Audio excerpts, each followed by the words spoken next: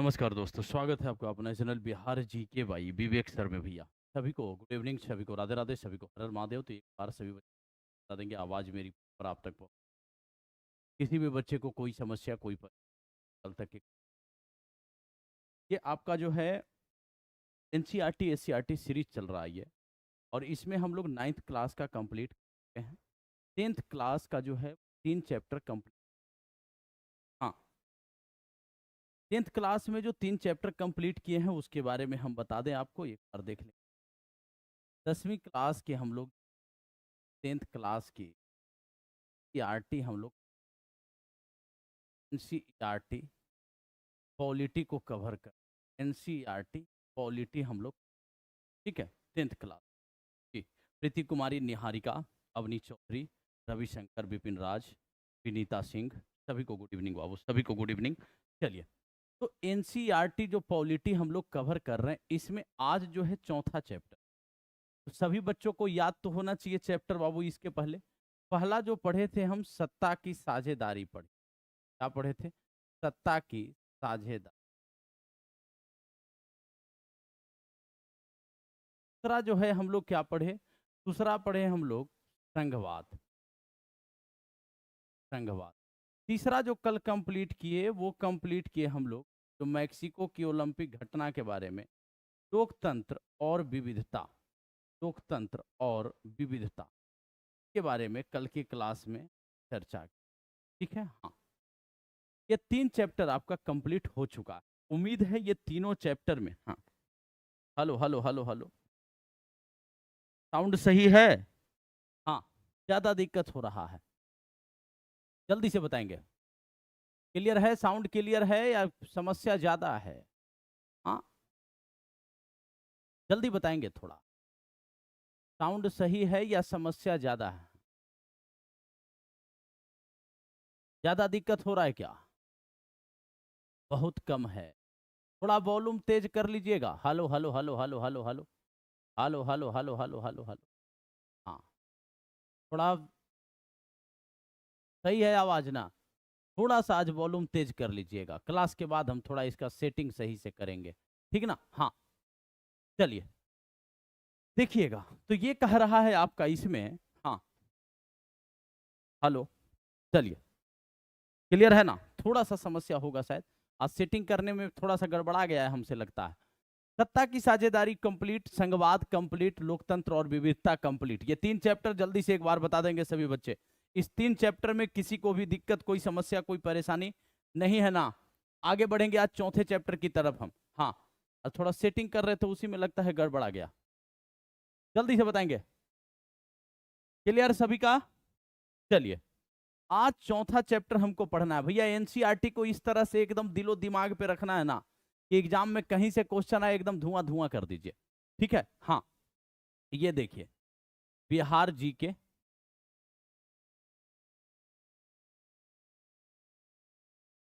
और आपका पॉलिटी, इससे रिलेटेड आपका जो है ये बैच है। ये 2 सब्जेक्ट यहाँ पे इस बैच में हम कंप्लीट कर रहे हैं। और इसमें अगर बात करें तो आपका मात्र ये 199 रुपए का ये बैच है, जिसमें हम बिहार जी के और पॉलिटी कंप्लीट करेंगे, ठीक है? हाँ, और इसमें हम लोग जो है कि बिहार जी के और पॉलिटी वाले सेक्शन में सब्जेक्ट जैसे ही कंप्लीट होगा आपको ई बुक प्रोवाइड करवाया जाएगा। लाइव एंड रिकॉर्डेड क्लास होगी, क्लास नोट्स पीडीएफ मिलेगा, डाउट ग्रुप होगा जहां पे हम आपका डाउट क्लियर करेंगे, ठीक है? आपका डेली प्रैक्टिस पेपर होगा, टेस्ट सीरीज होगा जो आपका क्या होगा, पीवाईक्यू बेस्ड होगा, ठीक है? आगे अगर बात करें तो ये आपका हिस्ट्री स्पेशल बैच है आपका, ये मात्र 199 रुपए में ये भी मिल रहा है।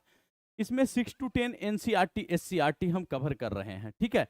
29 अप्रैल से आपका रजिस्ट्रेशन प्रारंभ हो चुका है। 2 में से इसमें क्या है, आपकी क्लासेस प्रारंभ हो गई है।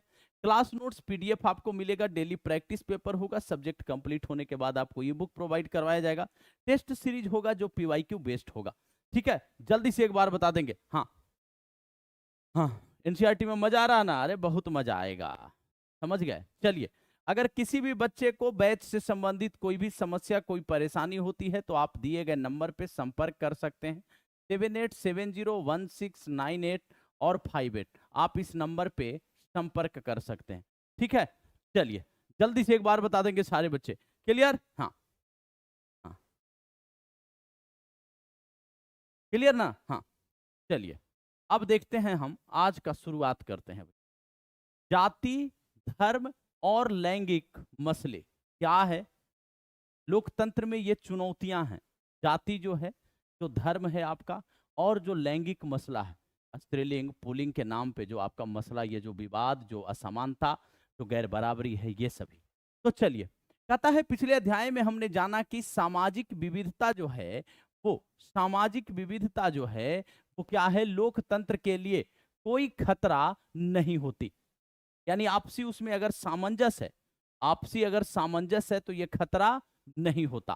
ठीक है? हाँ, कहता है राजनीति में सामाजिक असमानताओं की अभिव्यक्ति कोई असंभव बात नहीं है। कई बार तो यह अभिव्यक्ति जो है वो लोकतंत्र के लिए क्या हो जाता है, लाभकर भी होता है। इस अध्याय में हम इस विचार को भारत में लोकतंत्र के कामकाज के संदर्भ में परखने की कोशिश करेंगे। हम यहां सामाजिक विभाजन और भेदभाव वाली 3 सामाजिक असमानताओं पे क्या करेंगे, गौर करेंगे। ठीक ना? सामाजिक विभाजन और भेदभाव वाली जो 3 असमानता है, इस पे हम यहाँ पे गौर करेंगे इस चैप्टर में। कहता है जैसे लिंग के आधार पे जो भेदभाव है, धर्म के आधार पे जो भेदभाव है, और जाति के आधार पे जो आपकी सामाजिक विषमताएं हैं, ये असमानताएं कैसी हैं, किस तरह राजनीति में अभिव्यक्त होती हैं, हम इस पर बारी बारी से क्या करेंगे, गौर करेंगे। फिर हम यह देखने की कोशिश करेंगे कि इन असमानताओं पर आधारित अलग अलग अभिव्यक्तियां लोकतंत्र के लिए लाभकर है या नुकसान है। तो कहता है ये जो जाति के आधार पे, धर्म के आधार पे, लिंग के आधार पे ये जो विषमताएं हैं, ये जो आप जो देख रहे हैं कि ये जो भेदभाव हो रहा है समाज में, ये लोकतंत्र के लिए, राजनीति के लिए हानिकर है या लाभकर है, क्या है, इस पूरे चैप्टर में हम इसके बारे में चर्चा करेंगे। जल्दी से एक बार सारे बच्चे तेजी में बताएंगे, मामला यहां तक क्लियर? अब मेरे दिमाग में एक प्लान चल रहा है, सभी बच्चे जरूर सलाह देंगे अपना कि वो प्लान मेरा सही है या गलत है। एनसीईआरटी की क्लास आपकी ये 9 बजे से चल रही है, ठीक है? एक क्लास इसी चैनल पे हम, जैसे आपका पहले 4 बजे से चल रहा था एक जीके जीएस और करेंट अफेयर्स का, याद होगा सबको, इसमें हम पीवाईक्यू लेकर के चले थे, फिर एक दिन ज्योग्राफी, एक दिन साइंस, एक दिन हिस्ट्री, एक दिन पॉलिटी, एक दिन बिहार जीके, इस तरह से करवा रहे थे। अब हम क्या सोच रहे हैं कि 8 बजे से रात में डेली वो प्रैक्टिस सेट फिर से शुरू कर दिया जाए। ठीक है? 8 से आपका वो जो चलेगा वो 50 मिनट का, यानी 8 से लेकर के 8:50 तक वो सेशन आपका, और उसके बाद 9 बजे से ये सेशन आपका एनसीईआरटी का चलेगा। कैसा है, जल्दी से एक बार बता देंगे सारे बच्चे, कैसा रहेगा ये प्लान? कि 8 बजे से जीके जीएस करेंट अफेयर्स, उसमें पीवाईक्यू भी इंक्लूडेड होगा, बिहार जीके भी होगा, और डेली वो इंडिविजुअल डे बाय डे करते रहेंगे। जल्दी से एक बार बताएंगे, इंडिविजुअली या मिक्स भी उसमें चला दें, जैसे भी, कैसा रहेगा? सही है प्लान या कोई समस्या, कोई परेशानी? नहीं, भटकने की आवश्यकता नहीं। हाँ, सारे समस्या का समाधान यही हो। जल्दी से एक बार बताएंगे। हाँ, सही है ना? चलिए, तो 8 बजे से शुरू किया जाएगा। हाँ, जीके जीएस करेंट अफेयर्स, हाँ, 8 बजे से, ठीक ना? हाँ, बहुत सही रहेगा। चलिए देखिएगा, बहुत बढ़िया भैया, आप लोगों से जानना, थोड़ा सलाह लेना आवश्यक होता है, हैं? चलिए, बहुत बढ़िया, बहुत बढ़िया। चलिए, यही उम्मीद भी था आप लोगों से कि आप लोग यही राय देंगे। चलिए, लैंगिक मसले और राजनीतिक, थोड़ा सा लिंग के आधार पे जो असमानता है, ठीक है, ये और आपका राजनीति क्या है, थोड़ा समझिएगा। कहता है स्त्री शक्ति का उद्घोष करता बंगाल का एक पोस्टर। आइए अपनी बात की शुरुआत हम लैंगिक असमानता से करें। सामाजिक असमानता का यह रूप हर जगह नजर आता है, लेकिन राजनीति के अध्ययन में शायद ही इस बात की पहचान की जाती है। लैंगिक असमानता को स्वाभाविक या कहें कि प्राकृतिक और अपरिवर्तनीय मान लिया जाता है, लेकिन लैंगिक असमानता का आधार स्त्री और पुरुष की जैविक बनावट नहीं, बल्कि क्या है, बल्कि इन दोनों के बारे में प्रचलित रूढ़ छवियां और तयशुदा सामाजिक भूमिकाएं हैं। थोड़ा समझिएगा। हाँ, ये कह रहा है, हाँ, ये जो कह रहा है, थोड़ा सा ध्यान दीजिएगा इधर। ये कह रहा है कि भैया ये जो लैंगिक मसला है, तो लिंग के आधार पे जो भेदभाव है, स्त्री और पुरुष में जो भेदभाव होता है, ठीक है, ये कह रहा है कोई ऐसा नहीं है कि स्त्रियों के शरीर का बनावट दूसरा है, पुरुषों के शरीर का बनावट दूसरा है। ये शारीरिक बनावट की वजह से होता है, नहीं नहीं, जैविक संरचना की वजह से नहीं, ऐसा नहीं है। ये जो एक सोच बना लिए है ना, ये जो स्टीरियोटाइप, एक रूढ़िबद्ध धारणा बना लिए हैं कि स्त्रियां पुरुषों से कमतर है, उनके काम को कम महत्व दिया जाता है, ठीक है। ये सारी चीजें जो है ना, एक समाज में जो एक छवि बन गई है स्त्रियों को लेकर के, पुरुषों को लेकर के जो एक छवि बन गई है, इसके कारण ये भेदभाव हो रहा, इसके कारण ये असमानताएं हो रही है। तो ऐसा नहीं है कि स्त्रियों के शारीरिक बनावट को लेकर के भेदभाव है, पुरुषों के शारीरिक बनावट को लेकर के नहीं, ऐसा नहीं है। एक जो रूढ़िबद्ध धारणा बन गया है, ठीक है, हाँ, ये जो रूढ़िबद्ध धारणा बन गया है, इसको लेकर के क्या है, इसी वजह से लैंगिक मसला यानी कि लिंग के आधार पे भेदभाव होता रहता है। जल्दी से एक बार कमेंट सेक्शन में सारे बच्चे मामला क्लियर जल्दी से एक बार बताएंगे, हाँ जल्दी से बताएंगे भैया, तेजी में सारे बच्चे क्लियर मामला। कोई समस्या, कोई परेशानी किसी बच्चे को तो बताते चलेंगे, गुरुजी ये वाला पॉइंट समझ नहीं आ रहा है, बाकी हम हैं कोई भी दिक्कत होता है हम हैं भैया, जल्दी से एक बार बताएंगे सारे बच्चे, क्लियर मामला, कोई दिक्कत कोई परेशानी। शशांक शिवेंद्र बाबू, राजेंद्र प्रसाद याद रखिए, राजेंद्र प्रसाद याद रखिए, ठीक ना, हाँ चलिए आगे बढ़े, यहां तक क्लियर ना। कहता है राजनीति विज्ञान की इस किताब में हम घरेलू कामकाज की चर्चा क्यों कर रहे हैं, क्या यह राजनीति है, क्यों नहीं। अगर राजनीति का मतलब क्या है, सत्ता है, तो परिवार में पुरुष की प्रधानता को भी राजनीति मानना चाहिए, ठीक है, हाँ। अब देखिए आगे क्या कहता है, निजी और सार्वजनिक का विभाजन क्या है। निजी बोले तो आपका प्राइवेट और सार्वजनिक बोले तो आपका ये पब्लिकली होता है, ठीक है, इसमें विभाजन का बात कर रहा है। जल्दी से बताएंगे एक बार सारे बच्चे, क्लियर मामला, आपस में बातचीत नहीं, हाँ आपस में बातचीत नहीं। चलिए कहता है लड़के और लड़कियों के पालन पोषण के क्रम में यह मान्यता उनके मन में बैठा दी जाती है कि औरतों की मुख्य जिम्मेवारी गृहस्थी चलाने और बच्चों का पालन पोषण करने की है। आप अभी भी गांव में जाइए, अभी भी बहुत ऐसे घर वाले हैं जो क्या करते हैं, जो लड़कियों को बोलते हैं कि बेटा 8वीं पढ़ लिए ना, चलो ठीक है, अब तुम्हारा 8वीं पढ़ लिए, अब जो है उनके लिए लड़का देखा जाने लगा। किसी तरह 10वीं कर लिए तो कर लिए, नहीं तो फिर क्या होगा, अब आप शादी कीजिए और गृहस्थी संभालिए, हो गया आपका रोल। ये चल रहा है, ठीक है।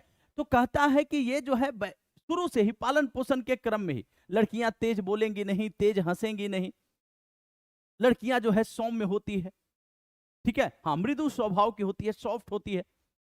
लड़के जो हैं, बोला जाता है ना मर्द को दर्द नहीं होता है, कठोर होते हैं, उनकी आवाज में ये दिखना चाहिए कि भैया मर्द हैं। लड़कियों की आवाज में मधुरता होनी चाहिए। ये सब शुरू से ऐसा ट्रेंड किया जा रहा है। लड़का बच्चा है, अगर बच्चा है रो गया, उसको पता नहीं है लड़का है लड़की है, अगर वो रो गया उसको समझाया जाता है भाई तू लड़का है, रो क्यों रहा है, रोने का काम तो लड़कियों का है। शुरू से इस तरह से समाज परिवार आपको ट्रेंड करेगा कि आगे जाकर के आपकी भूमिका क्या होगी, ये आप डिसाइड कर लें।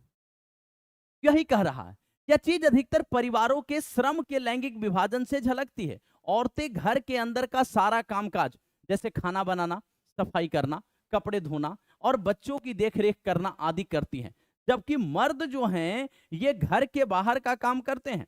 ऐसा नहीं है कि मर्द ये सारे काम नहीं कर सकते, दरअसल वे सोचते हैं कि ऐसे कामों को करना औरतों के जिम्मे है, पर जब सिलाई कटाई से लेकर इन्हीं सारे कामों के लिए पैसे मिलते हैं तो मर्द खुशी खुशी यही काम घर के बाहर करते हैं। अब थोड़ा गौर कीजिएगा एक बात,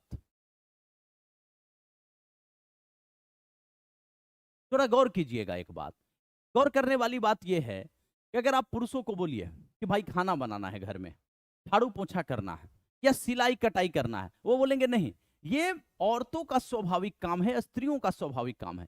और वही बात आप देखे होंगे आपके गांव घर से जो बाहर में जाते हैं बोलते हैं कि हम स्पोर्ट लाइन में हैं, हम दर्जी का काम करते हैं, वो क्या कर रहे हैं, वही कटाई का काम कर रहे हैं, वही सिलाई का काम कर रहे हैं, कारखानों में कपड़ा फैक्ट्रियों में काम कर रहे हैं, वो कई पुरुष ऐसे हैं जो आप बड़े बड़े महानगरों में, बड़े बड़े नगरों में आप देखेंगे एक दूसरे के यहाँ खाना बनाने का काम कर रहे हैं, क्योंकि वहां उनको पैसा मिल रहा है।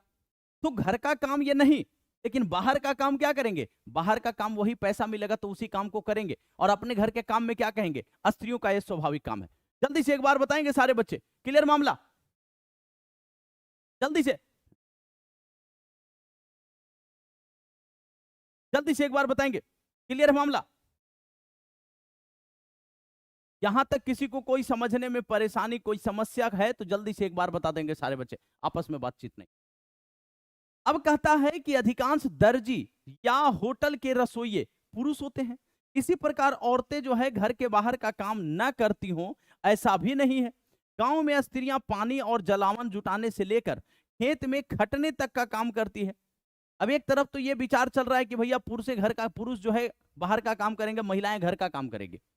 लेकिन अब गांव में जाइए, जो किसान का एक परिवार है वो क्या, सुबह से लेकर के शाम तक महिलाएं घर में खाना बना करके और खाना लेकर के खेतों पे जाती हैं।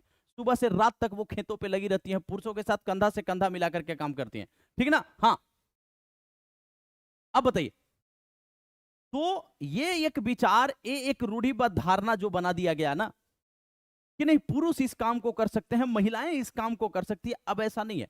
धीरे धीरे इस रूढ़िबद्ध धारणा को तोड़ा जा रहा है। लक्ष्मी लाकरा की कहानी आपको पता होगा, पंडिता रमाबाई की कहानी, राजसुंदरी देवी की कहानी, जिनको नहीं पता होगा हम फिर से बताएंगे, फिर से पढ़ाएंगे उस चैप्टर को, परेशान मत होइए। 6 to 8 अभी बचा हुआ है मेरा, ये तो 9 10 हम शुरू किए हैं, क्योंकि इसमें कॉन्सेप्ट ज्यादा था, इसमें जो है थोड़ा समझने वाली चीजें हैं जहां बच्चा कंफ्यूज होता है। जल्दी से एक बार बताएंगे,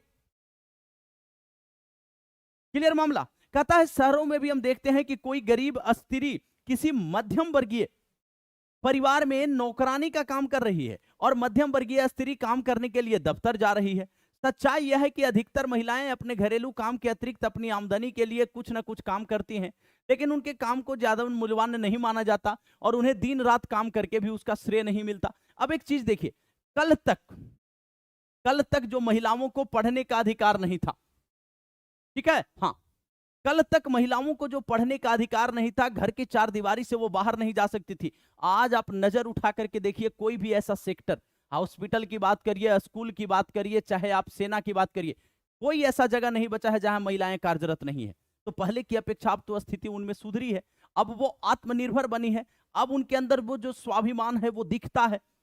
अब प्राइवेट स्कूल की ही बात करें, शिक्षा के क्षेत्र की ही बात करें, प्राइवेट स्कूल में आप उठा करके नजर देख लीजिए, अगर 10 शिक्षक एक स्कूल में है पूरे, तो उसमें आपके 2 से 3 जेंट्स मिलेंगे, बाकी 7 से 8 महिलाएं रहती हैं, महिलाएं या लड़कियां होती हैं, मैम जो होती हैं, समझ गए, जिनको मिस बोला जाता है। तो ये पहले की अपेक्षा स्थिति में अब क्या हुई है, अब सुधार हुई। अब जो है शहरों में आप देखिएगा कि जो मध्यम वर्गीय परिवार है उनके यहाँ जो है 3000, 5000, 10,000 पे महिलाएं जाकर के उनके यहाँ घरेलू सहायिका के रूप में काम कर रही है, नौकरानी का काम कर रही है। वो जो मध्यम वर्गीय जो महिला है वो किसी दफ्तर में काम कर रही है। तो ये अब पहले की अपेक्षा क्या है, स्थिति सुधरी है। जल्दी से एक बार बताएंगे सारे बच्चे। कहता है श्रम के इस तरह के विभाजन का नतीजा यह हुआ कि औरत तो घर की चार दीवारी में सिमट के रह गई और बाहर का सार्वजनिक जीवन पुरुषों के कब्जे में आ गया। मनुष्य जाति की आबादी में औरतों का हिस्सा आधा है, पर सार्वजनिक जीवन में खासकर राजनीति में उनकी भूमिका क्या है, नगण्य ही है। अब थोड़ी स्थिति सुधरी है राजनीति में भी, लेकिन पहले की अपेक्षा थोड़ी सुधरी है स्थिति। पहले में तो राजनीति में महिलाएं जो है वो क्या करती थी, गिनी चुनी महिलाएं एंट्री करती थी। तभी तो आप संविधान सभा ही देखिए ना, जो संविधान निर्माण हुआ, कुल 389 सदस्य, उसमें महिला सदस्यों की संख्या मात्र 15 है।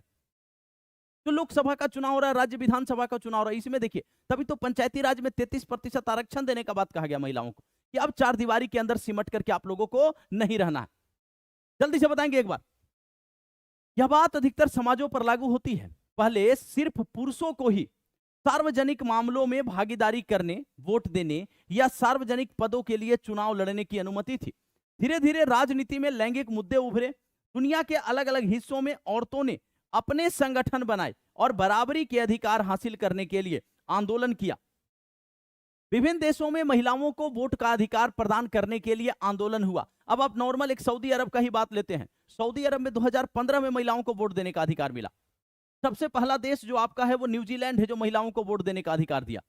तो अब सोचिए कि महिलाओं के साथ कितना जो है असमानता था, कितनी गैर बराबरी थी। हाँ, जल्दी से एक बार बताएंगे सारे बच्चे। कहता है इन आंदोलनों में महिलाओं के राजनीतिक और वैधानिक दर्जे को ऊंचा उठाने और उनके लिए शिक्षा तथा रोजगार के अवसर बढ़ाने की मांग की गई। मूलगामी बदलाव की मांग करने वाले महिला आंदोलनों ने औरतों के व्यक्तिगत और पारिवारिक जीवन में भी बराबरी की मांग उठाई। इन आंदोलनों को नारीवादी आंदोलन कहा जाता है। अब महिलाएं क्या की, महिलाएं अपने अधिकारों के लिए क्या की, आंदोलन की, संघर्ष की, और इस आंदोलन को नारीवादी आंदोलन कहा जाता है। यानी नारियों के द्वारा अपने अधिकारों के लिए जो आंदोलन किया गया उसको नारीवादी आंदोलन। जल्दी से एक बार बताएंगे सारे बच्चे, जल्दी से एक बार। रुस्तम कुमार, देखो आरक्षण का अगर बात करोगे तो आर्टिकल जब 15 पढ़ोगे ना, तो आर्टिकल 15 में केवल जो बताया जाता है कि धर्म, मूलवंश, जाति, लिंग, जन्म स्थान के आधार पर भेदभाव का निषेध। लेकिन अनुच्छेद 15 में टोटल 6 क्लॉज है, और उसमें जो आप पढ़ोगे 15 क्लॉज 4, 15 क्लॉज 5 ये आरक्षण से रिलेटेड है। 16 क्लॉज 4 और 16 क्लॉज 5 जो फंडामेंटल राइट्स के तहत आता है उसमें आरक्षण का बात कहता है। समझ आया? हाँ, जल्दी से। हाँ, तो आर्टिकल 15 और 16 में यह बात कहा गया। जल्दी से एक बार बताएंगे। और अल्पसंख्यकों का बात करेगा तो 29-30 में बात कहता है। 29 कहता है जिसकी भाषा, लिपि, संस्कृति है, संरक्षण का अधिकार है। और 30 कहता है क्या कि भाषाई और धार्मिक अल्पसंख्यकों को उनके अपने मनपसंद के एजुकेशनल इंस्टीट्यूशन स्थापित करने का, स्टैब्लिश करने का उनको अधिकार है। समझ गए बात को? जल्दी से एक बार बताएंगे सारे बच्चे। क्लियर मामला ना? कहता है लैंगिक विभाजन की राजनीतिक अभिव्यक्ति और इस सवाल पर राजनीतिक गोलबंदी ने सार्वजनिक जीवन में औरत की भूमिका को बढ़ाने में मदद की। आज हम वैज्ञानिक, डॉक्टर, इंजीनियर, प्रबंधक यानी मैनेजर, कॉलेज और विश्वविद्यालय शिक्षक जैसे पेशों में बहुत सी औरतों को पाते हैं, जबकि पहले इन कामों को महिलाओं के लायक नहीं माना जाता था। दुनिया के कुछ हिस्सों जैसे स्वीडन, नॉर्वे और फिनलैंड जैसे स्कैंडिनेवियाई देशों में सार्वजनिक जीवन में महिलाओं की भागीदारी का स्तर क्या है, काफी ऊंचा है।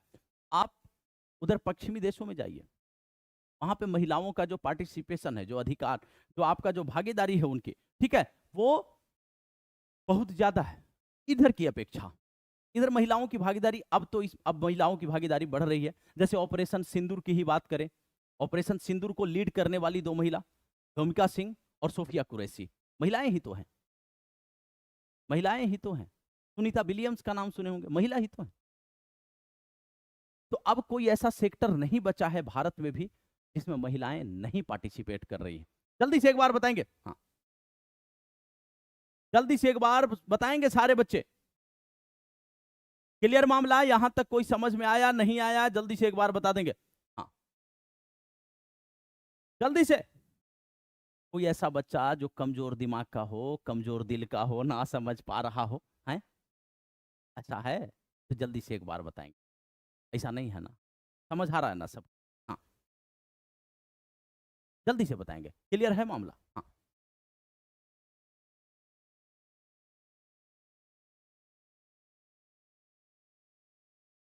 जल्दी से बताएंगे। विनीता सिंह, चाइना का तो बातें छोड़, चाइना का बात छोड़ दिए, इस्लामिक स्टेट का भी बात छोड़ दीजिए।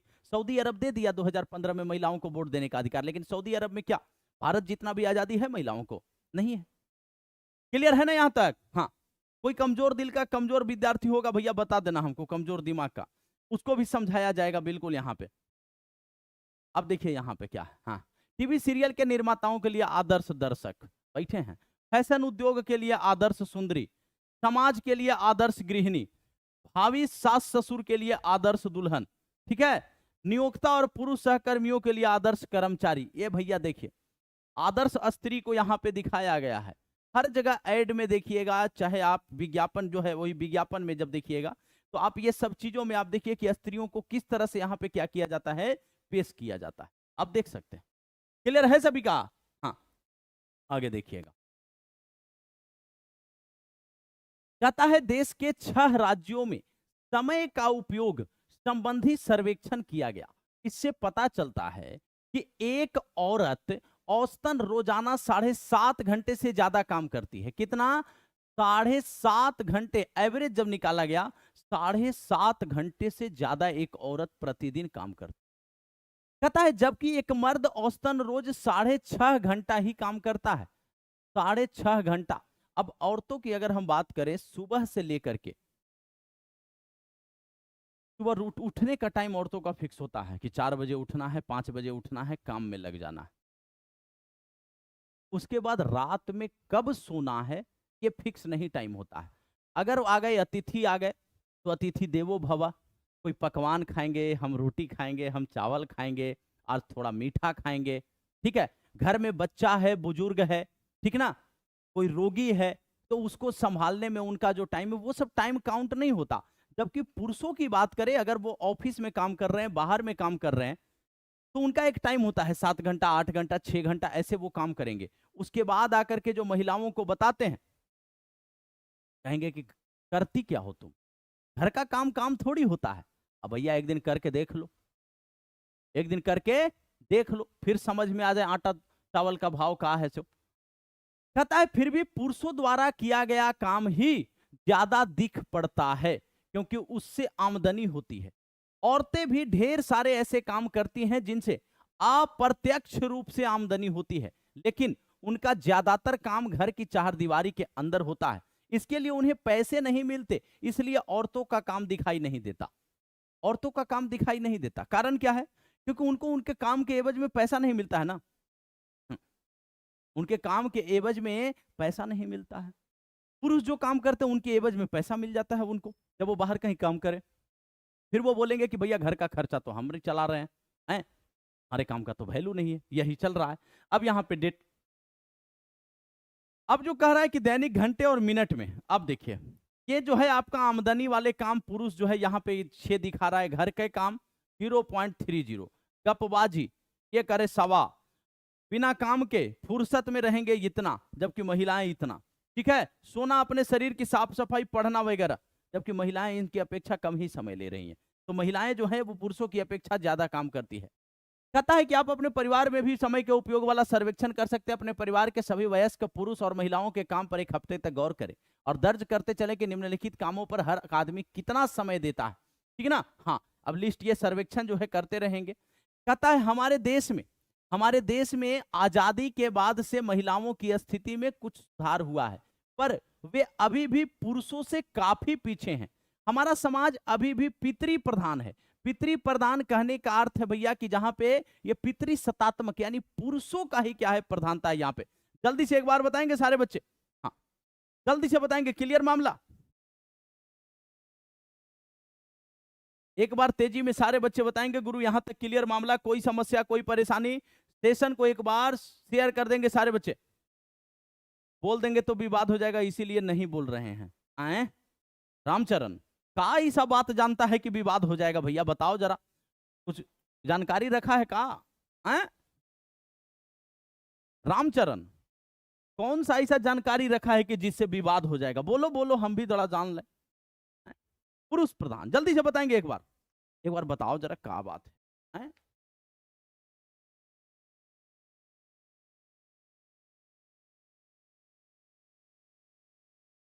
तबरेज आलम, निष्कर्ष ये निकल रहा है कि लिंग के आधार पे जो भेदभाव है वो अभी भी व्याप्त है। जो लैंगिक मसला की बात करें, जो स्त्री और पुरुष में जो अभी भेदभाव है, जो असमानता है, वो अभी भी विद्यमान है। हालांकि पहले की अपेक्षा अब महिलाओं की स्थिति में सुधार हुआ है।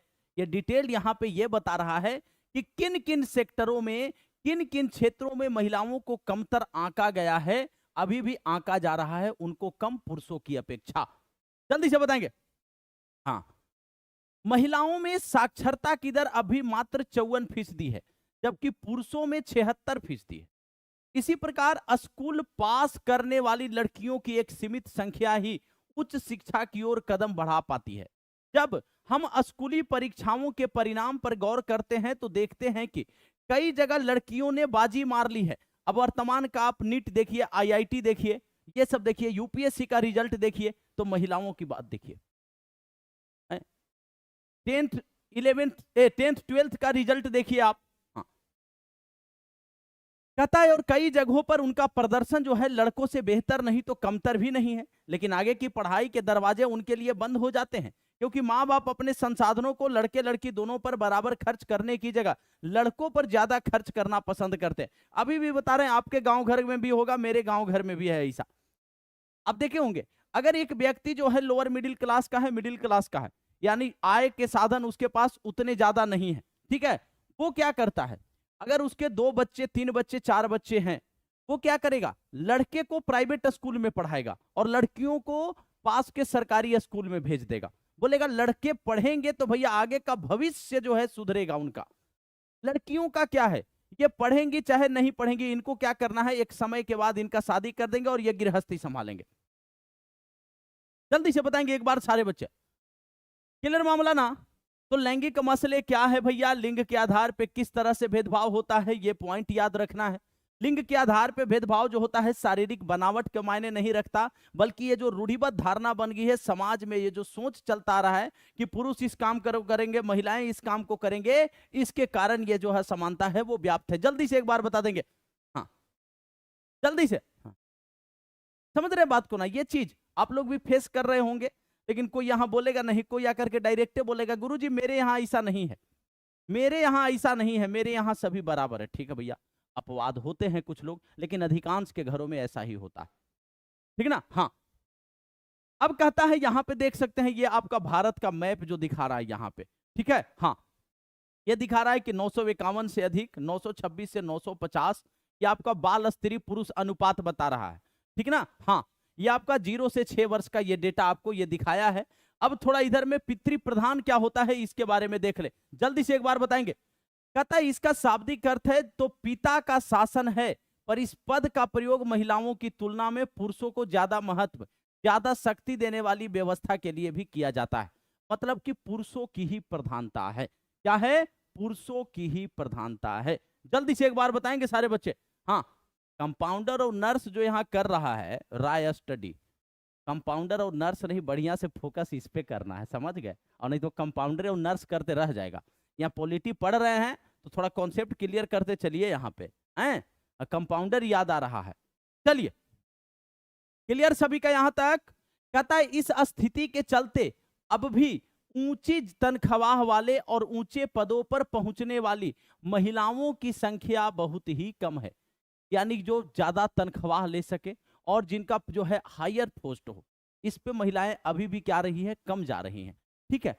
भारत में औसतन एक स्त्री एक पुरुष की तुलना में रोजाना 1 घंटा ज्यादा काम करती है, पर उसको ज्यादातर काम के लिए पैसे नहीं मिलते, इसलिए अक्सर उसके काम को मूल्यवान नहीं माना जाता है। तो महिलाओं के काम को कम महत्व दिया जाता है। जल्दी से एक बार बताएंगे सारे बच्चे, क्लियर मामला ना। कोई ऐसा बच्चा जो समझ नहीं पाया मेरी बातों को तो एक बार बता देंगे।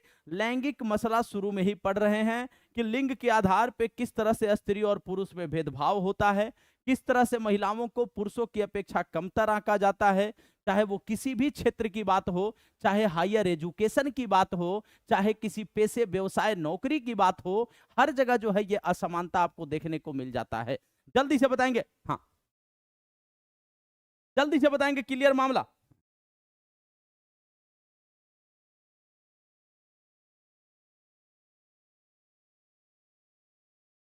क्लियर मामला, टिप टिप, ठीक है बेटा। कहता है समान मजदूरी से संबंधित अधिनियम में कहा गया कि समान काम के लिए समान मजदूरी दी जाएगी, समान काम का समान वेतन का बात कहा गया। अगर स्त्री उसी काम को कर रही है जो जिस काम को पुरुष कर रहे हैं, तो ऐसा नहीं है कि पुरुषों को ज्यादा दिया जाएगा सैलरी और स्त्रियों को कम दिया जाएगा। समान काम है तो समान वेतन दिया जाएगा। हालांकि आप प्राइवेट स्कूलों में देखिए, प्राइवेट स्कूलों में जहां पे पुरुषों को, जो पुरुष शिक्षक होते हैं उनको कितना, तो 15,000, 18,000, 12,000, वहीं अगर लड़कियां जो हैं महिलाएं अगर उसी प्राइवेट स्कूल में पढ़ा रही हैं तो उनको 6,000, 8,000, 9,000, 10,000, 12,000 ऐसे दिया जाता है। जल्दी से बताएंगे एक बार। कहता है बहरहाल काम के हर क्षेत्र में, यानी खेल कूद की दुनिया से लेकर के सिनेमा के संसार तक और कल कारखानों से लेकर खेत खलियान तक, महिलाओं को पुरुषों की तुलना में कम मजदूरी मिलती है, भले ही दोनों ने समान काम किया हो। आप नॉर्मल एक एग्जांपल लीजिए, झूलन गोस्वामी को कितने लोग जानते हैं, मिताली राज को कितने लोग जानते हैं, स्मृति मंधाना को कितने लोग जानते हैं, जानते हैं, बहुत कम लोग नाम जानते होंगे। आप लोग जानते होंगे, लेकिन बहुत कम लोग नाम जानते हैं कि स्मृति मंधाना कौन है, मिताली राज कौन है, झूलन गोस्वामी कौन है। वहीं अगर कोई पूछे कि रोहित शर्मा कौन है, विराट कोहली कौन है, ऋषभ पंत कौन है, एकदम तुरंत जबान से निकलेगा भैया क्रिकेटर हैं, निकलेगा कि नहीं। दूसरी तरफ मिताली राज, स्मृति मंधाना भी क्रिकेटर हैं, याद रखिएगा। हाँ, तो ये जो भेदभाव जो चल रहा है कि पुरुष क्रिकेटर को तो सभी जानते हैं, महिला क्रिकेटरों का नाम तक नहीं जान रहा, ऐसा ही स्थिति हर क्षेत्र में, अधिकांश क्षेत्रों में महिलाओं का है, अभी भी वर्तमान में भी है। समझ गए बात को। हाँ, कहता है कि भारत के अनेक हिस्सों में मां बाप को सिर्फ लड़के की चाह होती है, लड़की को जन्म लेने से पहले ही खत्म कर देने के तरीके इसी मानसिकता से पनपते हैं। इससे देश का लिंग अनुपात यानी प्रति 1000 लड़कों पे लड़कियों की संख्या गिरकर 919 रह गया है। हालांकि अगर देखेंगे 2011 की डेटा तो ये 943 है। कितना है? 943 है। हाँ, समझ गए बात को। तो थोड़ा सा समझने का बात यह है कि वर्तमान में भी स्थिति वैसी ही है। हालांकि अब हर सेक्टर में महिलाओं की भागीदारी बढ़ी है, चाहे राजनीति की बात करें, चाहे हम बात करें खेल की बात करें, चाहे हम हायर एजुकेशन की बात करें, चाहे सेना की बात करें, हर जगह महिलाओं की भागीदारी बढ़ी है। जल्दी से एक बार बताएंगे। हाँ, जल्दी से बताएंगे। क्लियर यहां तक मामला? तो ये बात जो कह रहा है आपका, ये महिलाओं लैंगिक असमानता का बात कर रहा है। क्लियर है ना? जल्दी से बताएंगे एक बार। हाँ,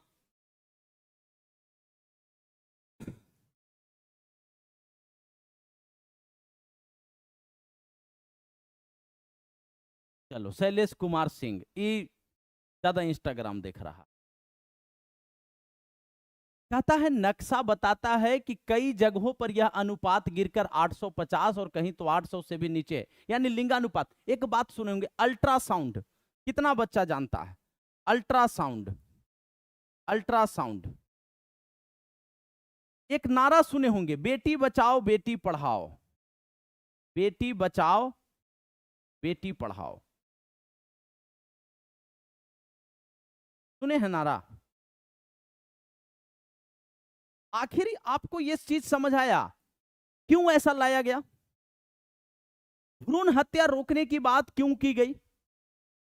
क्योंकि बहुत ऐसे लोग थे जो गर्भावस्था के दौरान पहले ही लिंग परीक्षण करवा लेते थे।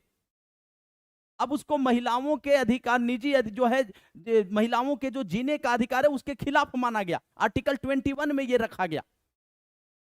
तो पहले ही लिंग परीक्षण करवा करके, और अगर गर्भ में बच्ची है यानी कि लड़की पल रही है, उसको मार दिया जाता था।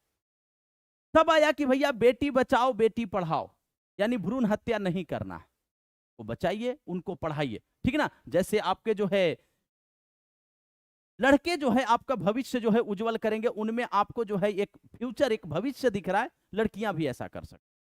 दूसरी तरफ अल्ट्रासाउंड एक नाम सुने होंगे। अल्ट्रासाउंड जो है क्या होता था कि पहले ही लिंग परीक्षण कर लिया जाता था। अब आप हॉस्पिटल में देखे होंगे, लिखा होता है, बड़ा बोल्ड लेटर में लिखा होता है कि गर्भावस्था के दौरान लिंग परीक्षण करवाना एक क्या है, एक आपका जो है दंडनीय अपराध है। हॉस्पिटल वाले हाथ खड़ा कर देते हैं, भैया हम नहीं करते। हालांकि चोरी छिपे अभी भी बहुत हॉस्पिटल वाला कर रहा है, एक्स्ट्रा चार्ज लेकर के बहुत हॉस्पिटल वाला ऐसा कर रहा है। समझ गए बात को ना? हाँ, तो ये समझिएगा। कहता है महिलाओं के उत्पीड़न, शोषण और उन पर होने वाली हिंसा की खबरें हमें रोज पढ़ने को मिलती हैं। शहरी इलाकों तो महिलाओं के लिए खास तौर से असुरक्षित है। वे अपने घरों में भी सुरक्षित नहीं है, क्योंकि वहां भी उन्हें मारपीट तथा अनेक तरह की घरेलू हिंसा झेलनी पड़ती है। हालांकि अभी पिछले 2-3 महीना से भैया ये सीन उल्टा चल रहा है। अभी पुरुष डरे डरे रह रहे हैं थोड़ा, कि ऐसा ना कि भैया पहाड़ों से नीचे फेंक दिया जाए। और नीला ड्रम देखते ही क्या हो रहा है, नीला ड्रम देखते ही पुरुष भागने लग रहे हैं, कि ऐसा ना कि नीला ड्रम में बंद कर दिया जाए। तो अभी 2-3 महीना से क्या चल रहा है, 2-3 महीना से थोड़ा ये सीन उल्टा चल रहा है। अब पुरुष थोड़ा बेचारे डरे डरे रह रहे हैं, ऐसा थोड़ा। और एक चीज और हम देखे हैं, जैसे कोई एक घटना जब होती है ना, जो कि समाज में एक गलत संदेश पैदा करता है, गलत संदेश को बढ़ावा देता है, और लोग जब उसके प्रति घृणा करेंगे, तो आप देखेंगे कि सेम वैसी ही घटना या उससे भी दर्दनाक घटनाएं बैक टू बैक होती है। क्या होती है? बैक टू बैक होती है। जैसे अतुल सुभाष सुसाइड किया, जस्ट उसके बाद बैक टू बैक आता है मैंने कि एक मैनेजर जो है आपका वो सुसाइड कर लिया, पत्नी से प्रताड़ित, मतलब कि पत्नी से परेशान हो। उसके बाद तब तक ये घटना आपका मेरठ वाला सुन लिए, तब तक एक घटना अभी और सुन लिए हैं। तो कहने का अर्थ है कि कई बार ऐसा होता है कि वही घटनाएं लगातार उसी टाइप की घटनाएं और फैलती हैं, समझ रहे हैं? तो ये सीन आपका ऐसा है। जल्दी से एक बार बताएंगे। हाँ, पूरा डर का माहौल बना हुआ है। हाँ, जल्दी से बताएंगे। क्लियर ना मामला? कोई ऐसा बच्चा जो नहीं समझ पा रहा है? हाँ, चलिए आगे देखिएगा। अब कहता है कि विश्व के विभिन्न क्षेत्रों की राष्ट्रीय संसदों में महिलाओं की संख्या।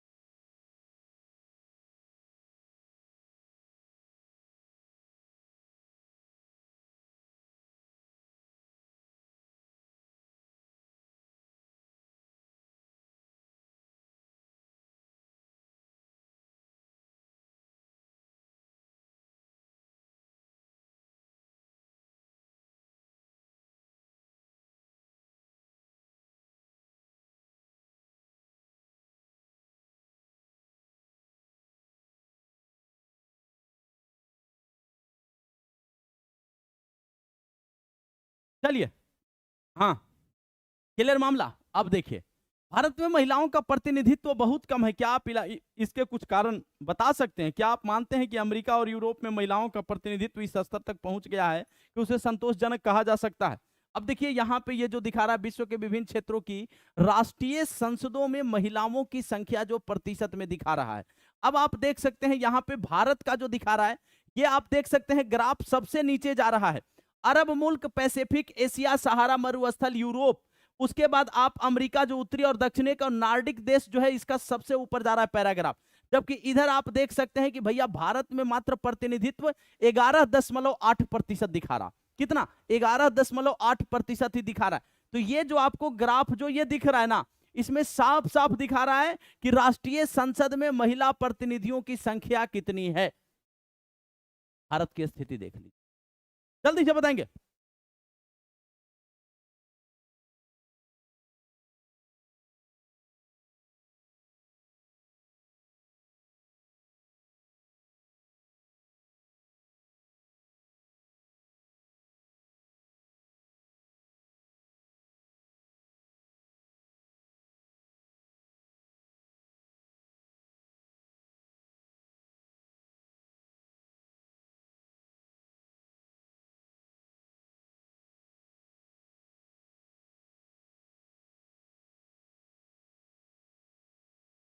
अब देखिए, ठीक है, हाँ, नार्डिक देश में डेनमार्क आपका, फिनलैंड हो गया, आइसलैंड हो गया, नॉर्वे हो गया, स्वीडन हो गया, ठीक ना, ये बात। उसके बाद आप देख सकते हैं ये आपका, ठीक ना, हाँ, डेनमार्क, फिनलैंड, आइसलैंड, नॉर्वे और स्विट्जरलैंड को छोड़ करके ओएचसीई के सदस्य देश, ठीक ना, ये आपका जो है 11.8%। क्लियर?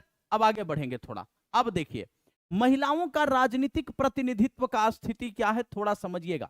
ये कोई छुपी हुई बात नहीं है कि औरतों की भलाई या उनके साथ समान व्यवहार वाले मुद्दों पर पर्याप्त ध्यान नहीं दिया जाता। इसी के चलते विभिन्न नारीवादी समूह और महिला आंदोलन इस निष्कर्ष पर पहुंचे हैं कि जब तक औरतों का सत्ता पर नियंत्रण नहीं होगा तब तक इस समस्या का निपटारा नहीं हो सकता।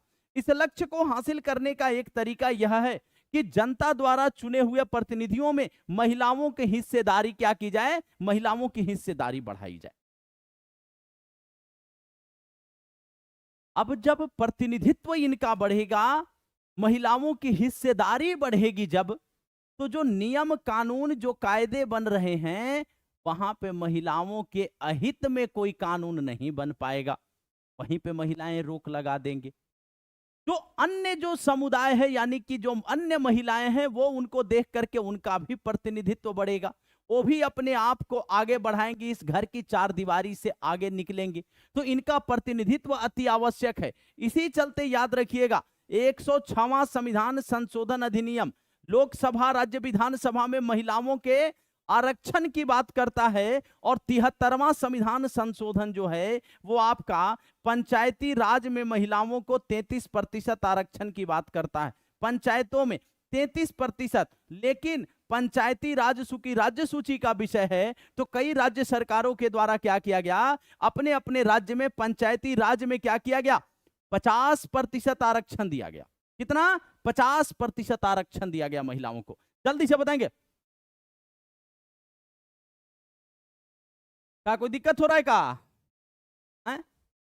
कहता है भारत की विधायिका में अगर बात करें तो महिला प्रतिनिधियों का अनुपात क्या है, बहुत ही कम है। जैसे लोकसभा में महिला सांसदों की संख्या पहली बार यानी 2019 में 14.36% तक पहुंच सकी है। राज्यों की विधानसभा में उनका प्रतिनिधित्व कितना है, 5% ही माना गया। कितना? 5%। जल्दी से बताएंगे, क्लास में कोई इशू आ रहा है क्या? हाँ, जल्दी से बताएंगे, किसी को कोई समस्या? क्लास क्लियर दिख रहा, नहीं दिख रहा? कहता है इस मामले में भारत का नंबर दुनिया के देशों में काफी नीचे है। किसमें? महिलाओं का प्रतिनिधित्व जो है वो संसद में हो चाहे राज्य विधानमंडल में हो, इस मामले में, ठीक ना? हाँ, कहता है भारत इस मामले में अफ्रीका और लातिन अमेरिका के कई विकासशील देशों से भी पीछे है। कभी कभार कोई महिला प्रधानमंत्री या मुख्यमंत्री की कुर्सी तक आ गई है, पर मंत्रिमंडल में पुरुषों का ही वर्चस्व रहा है। जैसे प्रथम महिला प्रधानमंत्री, जल्दी बताएंगे, प्रथम महिला पीएम कौन बनी है भैया? प्रथम महिला पीएम, आयरन लेडी, प्रथम महिला पीएम इंदिरा गांधी जी बनी। कौन बनी? इंदिरा गांधी जी बनी, जवाहरलाल नेहरू की सुपुत्री। प्रथम महिला राष्ट्रपति कौन बनी? जल्दी से बताएंगे, प्रथम महिला राष्ट्रपति।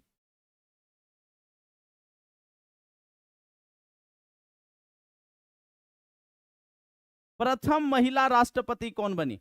प्रतिभा पाटिल बनी।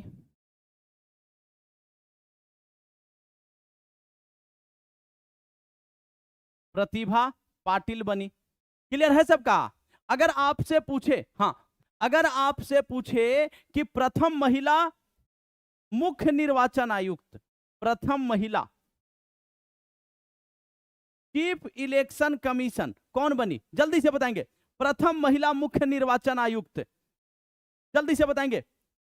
हाँ, तो इंदिरा गांधी जी प्रधानमंत्री, प्रतिभा पाटिल जी आपकी जो बनी राष्ट्रपति, प्रथम महिला बनी। प्रथम महिला चीफ इलेक्शन कमीशन का बात करेगा, कौन बच्चा बताता है? जल्दी से बताएंगे, प्रथम महिला मुख्य निर्वाचन आयुक्त कौन बनी थी?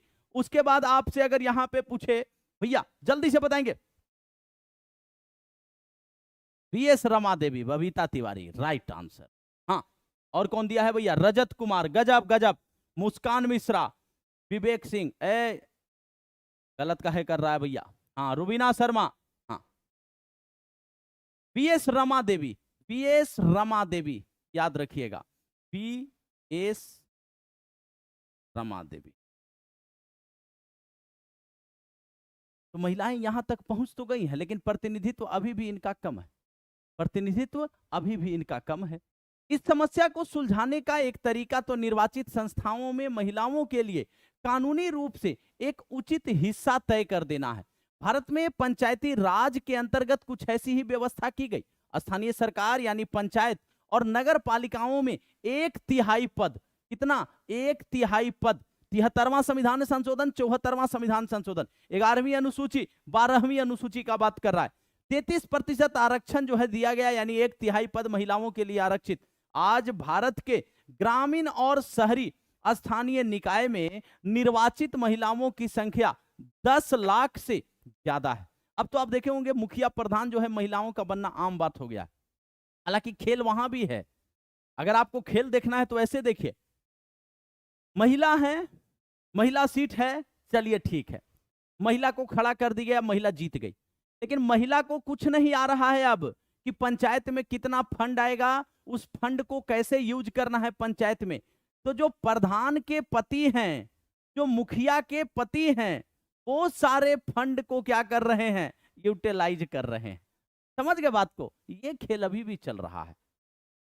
चलिए समझिएगा।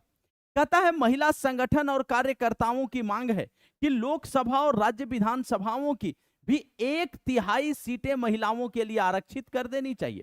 संसद में इस आशय का एक विधेयक पेश भी किया गया था, पर 10 वर्षों से ज्यादा अवधि से वह लटका पड़ा है।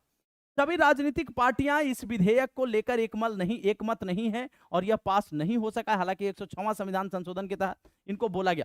हाँ, जल्दी से बताएंगे एक बार। हाँ, रुस्तम कुमार पंचायत सीरीज में दिखाया गया है ना, कि देख रहा है ना विनोद, इंग्लिश बोल बोल के किस तरह से बातों को घुमाया जा रहा है, हैं? हाँ, याद है। चलिए जल्दी से बताएंगे।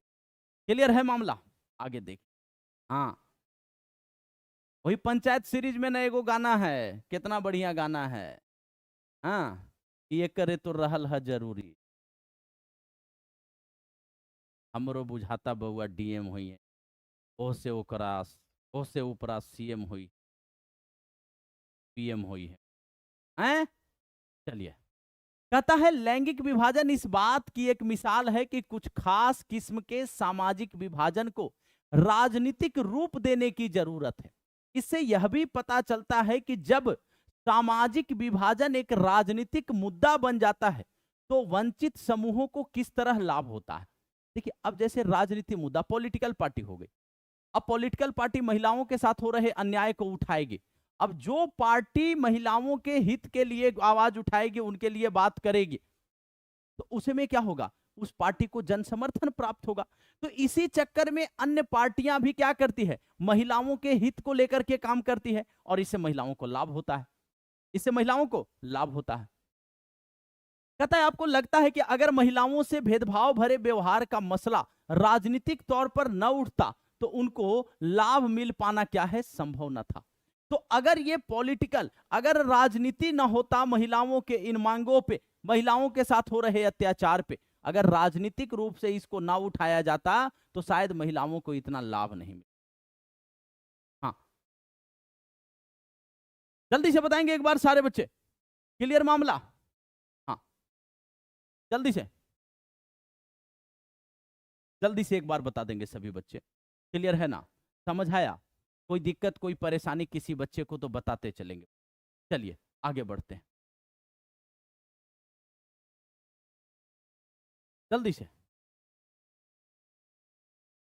अब कहता है धर्म, सांप्रदायिकता और राजनीतिक। कहता है कि बात बोले भेद खोले, पारिवारिक कानून, विवाह, तलाक, गोद लेना और उत्तराधिकार जैसे परिवार से जुड़े मसलों से संबंधित कानून, हमारे देश में सभी धर्मों के लिए अलग अलग पारिवारिक कानून है, याद रखिएगा। आपराधिक मामलों में सभी को एक समान, यहां पे न्याय का बात, एक न्यायिक प्रकार सजा की बात करता है, आपराधिक मामला। लेकिन जो दीवानी मामला होता है, दीवानी मामलों में अलग अलग धर्मों में अलग अलग नियम है। दीवानी मामलों में क्या है, अलग अलग नियम है। और इसी को डीपीएसपी के आर्टिकल क्या है, आर्टिकल 44 के तहत कहा गया कि समान नागरिक संहिता को लागू कर दिया जाए। यानी जैसे आपराधिक मामला में कोई हिंदू धर्म का है, चाहे कोई इस्लाम धर्म का है, अगर वो किसी का मर्डर करता है या चोरी करता है तो उसको वही सजा मिलेगा जो एक हिंदू को मिलेगा। लेकिन वही अगर विवाह का नियम में जाएंगे तो हम लोगों में क्या है, हिंदू धर्म में क्या होता है, विवाह होता है, ठीक है, वो 7 फेरा होगा, ठीक है, अग्नि के साक्षी मान करके 7 वचन को पालन करना है, ये होता है। मंदिर में या तो मैरिज हॉल में कहीं पे भी विवाह होगा। वही इस्लाम धर्म में जाएंगे तो विवाह ही होगा, लेकिन वहां पे उसका नाम निकाह है, कुबूल है, कुबूल है, कुबूल है बोला जाता है, ठीक है। अन्य जो है, और जो है कोई गुरुद्वारा में कर रहा है विवाह। तो ये जो आपका है ना कि सबके नियम अलग अलग हैं। उत्तराधिकार का नियम सब में अलग अलग है। जैसे हिंदू उत्तराधिकार अधिनियम 2005 है कि अब जो है कोई भी संपत्ति है तो उसका 3 हिस्सा होगा, पत्नी को, पुत्र को और पुत्री को 3 बराबर भागों में मिलेगा, है ना ऐसा। तो लेकिन आपराधिक मामला में तो एक है, आपराधिक मामला तो एक बराबर कानून है, लेकिन अब कहता है कि दीवानी मामलों में अलग अलग कानून है। अब देखिए अब देखिए ये क्या लिखा है, चश्मे नम जाने सोरीदा काफी नहीं, चश्मे नम जाने सोरीदा काफी नहीं, तोहमत ये इश्क ये पोसीदा काफी नहीं, आज बाजार में या बजौला चलो, फैज अहमद फैज का ये लिखा। चलिए आगे देखते हैं भैया। कहता है अब अलग किस्म के सामाजिक विभाजन की चर्चा करें। आए आए आए आए, चलिए अलग किस्म के सामाजिक विभाजन की चर्चा करें, यानी धार्मिक अंतरों पे आधारित विभाजन का। एक तो आप लैंगिक विभाजन पढ़ लिए, लिंग के आधार पे किस तरह से भेदभाव हो रहा है। अब एक बार सभी बच्चे पहले ये बता देंगे। हाँ जल्दी से, हाँ जल्दी से एक बार बताएंगे। तो एक बार तो आप लोग ये लिंग के आधार पे किस तरह से स्त्री और पुरुषों में, उनको कामों में किस तरह से भेदभाव हो रहा है, ठीक है। अब हम धर्म के आधार पे क्या विभाजन है, क्या भेदभाव है, इसके बारे में चर्चा करेंगे। तो पहले एक बार कमेंट सेक्शन में सारे बच्चे, गुरु यहां तक मामला क्लियर, जल्दी से, हाँ जल्दी से बताएंगे। सेशन एक बार सारे बच्चे शेयर कर देंगे भैया, सारे बच्चे सेशन को एक बार शेयर कर देंगे। हाँ जल्दी से। ये देखिए सब आपस में ही परेशान है, आपस में ही सब बिजी है भैया।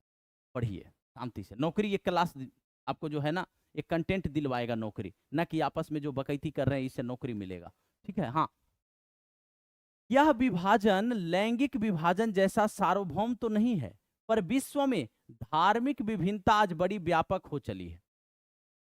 भारत समेत अनेक देशों में अलग अलग धर्मों को मानने वाले लोग रहते हैं, पर जैसा कि हमने उत्तरी आयरलैंड के मामले में देखा, अगर लोग एक धर्म को माने लेकिन उनकी पूजा पद्धति और मान्यताएं अलग अलग हो, तब भी गंभीर मतभेद पैदा हो जाता है। लैंगिक विभाजन के विपरीत अगर बात करें तो धार्मिक विभाजन अक्सर राजनीति के मैदान में अभिव्यक्त होता है। ये और ये पृथक निर्वाचक जैसा मुद्दा इससे भी उठे, और इससे जो एक जन समर्थन प्राप्त होता है वो लैंगिक मसला की अपेक्षा ये बड़ा ही खतरनाक होता है। तो धर्म जैसे उत्तरी आयरलैंड में आप देख रहे हैं, कैथोलिक है, प्रोटेस्टेंट है तो दोनों ईसाई का पार्ट, लेकिन दोनों का सिस्टम अलग अलग। अब सिस्टम अलग अलग है, एक दूसरे को नीचा दिखाने का, एक दूसरे को एक्सेप्ट नहीं करना, ऐसे में कंडीशन और गड़बड़ हो। समझ गए। हाँ आप अपने धर्म को मान रहे हैं, उसके अनुष्ठान को मान रहे हैं, उसके कर्मकांड को मान रहे हैं, और दूसरे के धर्म को भी उतना ही रिस्पेक्ट दे रहे हैं, उसके कर्मकांड उसके रीति रिवाज को भी उतना ही रिस्पेक्ट दे रहे हैं, कि तब तक तो सही रहेगा। लेकिन जैसे ही आप दूसरे को नीचा दिखा करके अपने आप को सर्वश्रेष्ठ बताएंगे, वहां पे जो ना है वो संघर्ष का कारण बन जाए। क्लियर है। चलिए जरा इन बातों पर गौर करें। गांधी जी क्या कहते थे, धर्म को कभी भी राजनीति से अलग नहीं किया जा सकता। धर्म से उनका मतलब हिंदू या इस्लाम जैसे धर्म से न होकर नैतिक मूल्य से था, जो सभी धर्मों से जुड़े हैं। उनका मानना था कि राजनीति धर्म द्वारा स्थापित मूल्य से निर्देशित होनी चाहिए।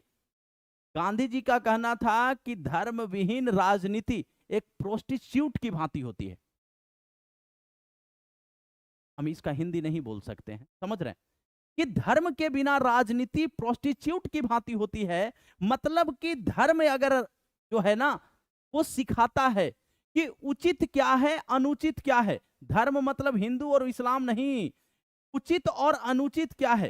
चाहे आप हिंदू की बात करें, चाहे आप मुस्लिम की बात करें, चाहे आप सिख की बात करें, चाहे आप ईसाई की बात करें, किसी भी धर्म में यह नहीं कहा गया है कि भैया किसी की हत्या कर दो, किसी के यहां चोरी कर लो, किसी का दिल दुखा दो। सभी धर्मों में उचित और अनुचित का बात कहा गया है। तो इनका यही कहना था कि आप धर्म से जब धर्म से, तो ये स्टेटमेंट गांधी जी का याद रखिएगा। यहां से क्वेश्चन जो है ना वो बनेगा तो बड़ा खतरनाक क्वेश्चन बनेगा कि राजनीति को धर्म से अलग नहीं किया जा सकता, क्योंकि धर्म ही सिखाता है उचित क्या है, अनुचित क्या है, सही गलत का फैसला करना धर्म ही सिखाता है। जैसे मनुष्य एक सामाजिक प्राणी है, आप बहुत सारी ऐसी चीजें हैं जो आप किताबों में नहीं पढ़ते,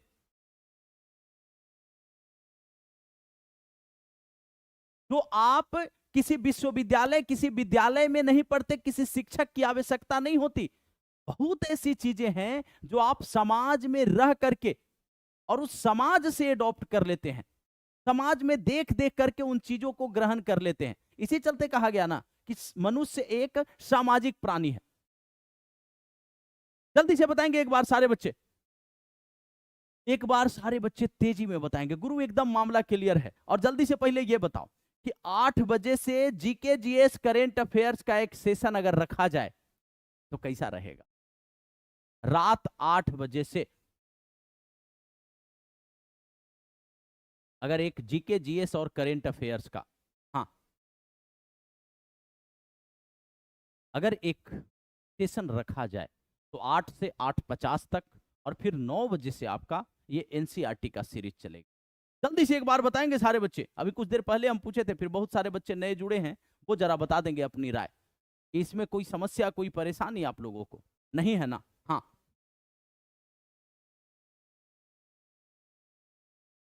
जल्दी से। हाँ, 9 बजे से आपका एनसीईआरटी चल रहा है, 9 बजे से एनसीईआरटी चल रहा है, ठीक है? कहीं भटकने की आवश्यकता नहीं है, सारे समस्या का समाधान आपको मिलेगा यहाँ, ठीक है? हाँ,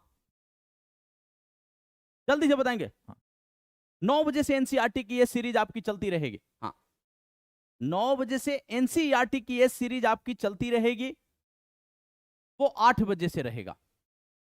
हाँ, mister Mayank Singh general paper का ही क्वेश्चन आएगा, जैसे 4 बजे से पहले करवा रहे थे ना जीके जीएस करेंट अफेयर्स, वैसे ही। कहता है अपने देश के मानवाधिकार समूहों का कहना है कि इस देश में सांप्रदायिक दंगों में मरने वाले ज्यादातर लोग अल्पसंख्यक समुदाय के हैं। उनकी मांग है कि सरकार अल्पसंख्यकों की रक्षा के लिए विशेष कदम उठाए। अब मौलिक अधिकार जो आप पढ़ते हैं, तो मौलिक अधिकार में आप देखे होंगे शिक्षा एवं संस्कृति का जो अधिकार है आपका, जो 129 कहता है भाषा लिपि संस्कृति के संरक्षण का अधिकार, और 30 क्या कहता है? हाँ, 30 क्या कहता है? हाँ, 30 कहता है कि भैया जो भाषाई और धार्मिक अल्पसंख्यक है वो अपने पसंद का क्या कर सकते हैं? शैक्षणिक संस्थानों की स्थापना कर सकते हैं, ठीक है ना? हाँ, इसको याद रखिएगा। हाँ, अब देखिए, कहता है कि यहाँ पे जो दंगा होता है, सांप्रदायिक दंगा होता है, जो अलग अलग संप्रदाय के लोग जब किसी बात को लेकर के एक दूसरे को खून के प्यासे हो जाते हैं, यानी मारने काटने पे उतरते हैं, इसमें सबसे ज्यादा हानि अल्पसंख्यकों की मृत्यु हुई। तो अल्पसंख्यकों के लिए कुछ स्पेशल कदम उठाया जाना चाहिए। दूसरी तरफ कहता है महिला आंदोलन का कहना है कि सभी धर्मों में वर्णित पारिवारिक कानून महिलाओं से भेदभाव करते हैं। इस आंदोलन की मांग है कि सरकार को इन कानूनों को समता मूलक बनाने के लिए उनमें बदलाव करना चाहिए। ये जो महिला आंदोलन जो है, इसमें क्या कहा गया कि भाई सुनो, कोई भी धर्म है, चाहे हिंदू है, चाहे इस्लाम है, चाहे आपका सिख है, किसी भी धर्म में महिलाओं के लिए क्या है कि भेदभाव वाला नियम लगा है।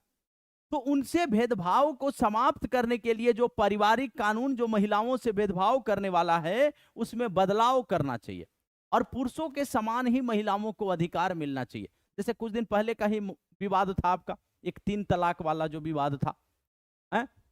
कि तलाक तलाक तलाक 3 बार अगर बोल दिया गया तो वो तलाक हो गया। अब सोचिए उस महिला का जिंदगी का क्या होगा, महिला की जिंदगी का क्या होगा, ठीक है? तो इस तरह की कई ऐसी चीजें हैं, कई ऐसी चीजें हैं जो कि क्या है, महिलाओं के अधिकार के बिल्कुल विपरीत है, उनके साथ अन्याय हो रहा है, उनके साथ शोषण हो रहा है। इसमें ऐसे कानून बनाने की आवश्यकता है जहां पे महिलाओं के अधिकारों की रक्षा हो, ठीक है ना? हाँ, यानी उनका भी अस्तित्व है, उनका भी वजूद है। कहता है कि ये सभी मामले धर्म और राजनीति से जुड़े हैं, पर ये बहुत गलत या खतरनाक भी नहीं लगते। विभिन्न धर्मों से निकले विचार, आदर्श और मूल्य राजनीति में एक भूमिका निभा सकते हैं। लोगों को एक धार्मिक समुदाय के तौर पर अपनी जरूरत, हित और मांगों को राजनीति में उठाने का अधिकार होना चाहिए। अब जब राजनीति में उठाएंगे तो इसका लाभ भी मिलता है। महिला आंदोलनों की बात, महिलाओं के अधिकारों को लेकर के राजनीति में जब बात उठाया गया, महिलाओं को इससे लाभ मिला। ठीक है। महिलाओं के पारिवारिक कानूनों में जो अलग अलग धर्मों में जो ये विषमताएं हैं, उसको राजनीतिक लेवल पे अगर उठाया जाए तो उसमें कुछ संशोधन किया जाएगा, नए नियम कानून बनाए जाए ऐसे जिससे महिलाओं को लाभ मिले। जो लोग राजनीतिक सत्ता में हो उन्हें धर्म के कामकाज पर नजर रखनी चाहिए, और अगर वह किसी के साथ भेदभाव करता है या किसी के दमन में सहयोगी की भूमिका निभाता है तो इसे रोकना चाहिए। अगर शासन सभी धर्मों के साथ समान बर्ताव करता है तो उसके ऐसे कामों में कोई बुराई नहीं है। धर्मनिरपेक्षता है। हाँ, धर्मनिरपेक्षता है। अब जब धर्मनिरपेक्षता है तो कहता है यहां पे कि भैया ये जो है सभी धर्मों के साथ समान व्यवहार होना चाहिए। हरिंदर कुमार महिला आंदोलन कब हुआ भैया? 1980 के दशक में। जब 6 to 8 एनसीईआरटी एससीईआरटी पढ़ाएंगे तो बताएंगे। 1980 के दशक में जो हुआ था, दहेज के कारण बहुत सारी महिलाओं को, नवविवाहिता को क्या किया गया था? उनको प्रताड़ित किया जाता था, मार दिया जाता था। तब महिला संगठन एकजुट हुई और सरकार के विरोध में क्या किया गया? एक जन आंदोलन इकट्ठा किया गया, हस्ताक्षर अभियान चलाया गया, जगह जगह पे हड़ताल हुई और फिर यह बोला गया कि महिलाओं के लिए क्या किया जाए? महिलाओं के लिए एक ऐसा कानून बनाओ जिसमें ये जो अपराधी हैं, यानी दहेज की वजह से ये जो लोभी, जो लालची लोग हैं, जो महिलाओं को, नवविवाहिता को मार दे रहे हैं, प्रताड़ित कर रहे हैं, उनके खिलाफ एक्शन लिया जाए। समझ गया बात को? जल्दी से बताओ एक बार। क्लियर मामला? हाँ, हरिंदर कुमार 6 to 8 भी पढ़ना है। काहे परेशान हो रहा है? काहे परेशान हो रहा है? 6 to 8 भी पढ़ना है हम लोगों को। सेशन एक बार सारे बच्चे शेयर कर देंगे, बहुत ही महत्वपूर्ण आपका टॉपिक चल रहा है। अब सांप्रदायिकता क्या है थोड़ा समझिएगा। कहता है समस्या तब शुरू होती है जब धर्म को राष्ट्र का आधार मान लिया जाता है। थोड़ा समझिएगा, धर्म को राष्ट्र का आधार मान लिया जाता है। भारत क्या है? भारत एक धर्मनिरपेक्ष राज्य है। भारत धर्मनिरपेक्ष। धर्मनिरपेक्ष कहने का अर्थ क्या है? इंग्लिश इसका सेक्युलर होता है बाबू। मतलब कि धर्म के मामले में बिल्कुल निरपेक्ष रहेगी। मतलब कि राज्य का कोई धर्म नहीं है, राज्य का कोई धर्म नहीं, कोई धर्म नहीं, राज्य का यहां कोई धर्म नहीं। सभी धर्मों के साथ समान व्यवहार होगा। सभी धर्मों के साथ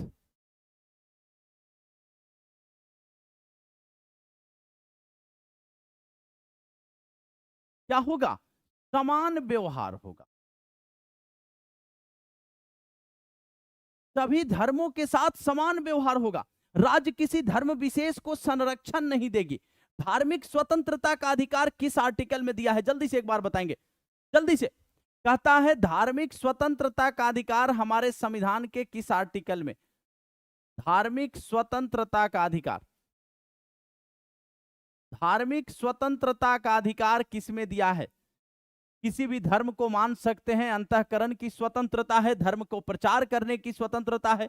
आप जिस धर्म को मान रहे हैं स्वेच्छा से उस धर्म को त्याग करके दूसरे धर्म को अपना सकते हैं। जबरदस्ती धर्मांतरण जो है ये आपका क्या है? ये आपका गैर कानूनी है। जल्दी से बताएंगे। अरे सब बच्चा तेज हो गया है गुरु, सब बच्चा तेज हो गया। गजब, एकदम दिल खुश कर दिया गुरु।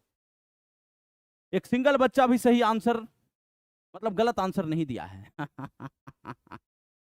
बहुत बढ़िया। धार्मिक स्वतंत्रता का अधिकार आपका फंडामेंटल राइट्स है और ये 25 से लेकर के 28 तक में, 25 से लेकर के 28 तक में है भैया। हाँ, सेशन को एक बार सभी बच्चे लाइक और शेयर कर देंगे।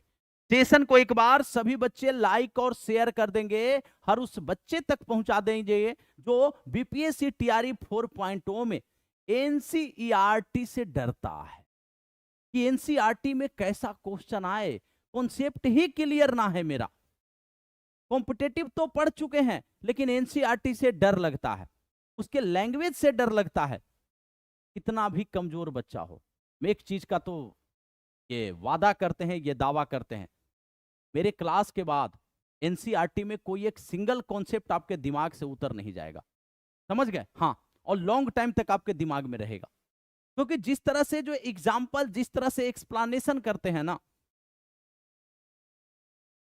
हाँ, वो आपको लॉन्ग टाइम तक भूलने से भी आप ना भूल सकते हैं। हाँ, जल्दी से बताएंगे एक बार सारे बच्चे। कहता है पिछले अध्याय का उत्तरी आयरलैंड का उदाहरण राष्ट्रवाद की ऐसी ही अवधारणा से जुड़े खतरों को दिखाता है। समस्या तब और विकराल हो जाती है जब राजनीति में धर्म की अभिव्यक्ति एक समुदाय की विशिष्टता के दावे और पक्ष पोषण का रूप लेने लगती है। जब किसी खास समुदाय हाँ, जब किसी खास समुदाय जो है वो क्या करे, जब वो जो है आपकी राजनीति में धर्म की अभिव्यक्ति वो अपने समुदाय की विशिष्टता के दावे को लेकर के करे कि हमारा धर्म ही सही है, हमारा धर्म ही सब कुछ है, हमारा धर्म ही सर्वश्रेष्ठ है, ठीक है ना, हमारे धर्म के जो कर्मकांड हैं वही सर्वश्रेष्ठ हैं और इसी का सबको पालन करना चाहिए, ये चीज विकराल रूप ले लेता है। ये बात कह रहा है, कहता है कि तथा इसके अनुयायी दूसरे धर्मावलंबियों के खिलाफ मोर्चा खोलने लगते हैं। ऐसा तब होता है जब एक धर्म के विचारों को दूसरे से श्रेष्ठ माना जाने लगता है और कोई एक धार्मिक समूह अपनी मांगों को दूसरे समूह के विरोध में खड़ा करने लगता है। इस प्रक्रिया में जब राज्य अपनी सत्ता का इस्तेमाल किसी एक धर्म के पक्ष में करने लगता है तो स्थिति और विकट होने लगती है। राजनीति से धर्म को इस तरह जोड़ना ही क्या है, सांप्रदायिकता है। तो आप राजनीति से इस तरह से धर्म को जोड़ दिए कि किसी पार्टिकुलर धर्म को ही क्या कर दिए, आप संरक्षण देने लगे। राज्य अगर धार्मिक मामलों में हस्तक्षेप नहीं कर रही है, लोग स्वतंत्रता है उनको किसी भी धर्म को मानने का, स्वेच्छा से एक धर्म को त्याग करके दूसरे धर्म को अपना लिए।